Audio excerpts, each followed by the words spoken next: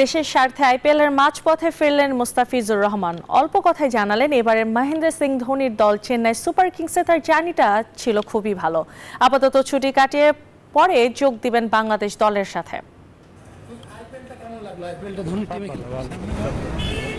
IPL শেষে দেশে ফিরলেন cutter master Mustafizur Rahman. Chennai super কিংসে দারুণ কিছু স্মৃতি নিয়েই তার ফিরে আসা। বিমানবন্দরে জানালেন সবকিছুই ভালো ছিল। এবারে আসলে কাটার মাস্টার চেন্নাই জার্সিতে খেলেছেন 9 ম্যাচ, সেখানে তার উইকেট সংখ্যা 14টি। চলতি আসরে নিজের শেষ ম্যাচে উইকেট শূন্য থাকলেও ইকোনমি ছিল 6-এর কম, নিয়েছিলেন একটি মেডেনও।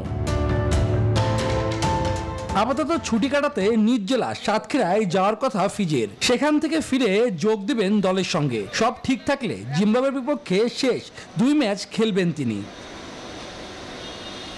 এদিকে যুক্তরাষ্ট্রের উদ্দেশ্যে আগামী 16ই মে দেশ ছাড়বে টাইগাররা। সেখানে স্বাগতিকদের বিপক্ষে সিরিজ শেষে 8 জুন বিশ্বকাপে নিজেদের প্রথম ম্যাচে শ্রীলঙ্কার মুখোমুখি হবে টাইগাররা। শুভদেবনাথ, নিউজ 24, ঢাকা।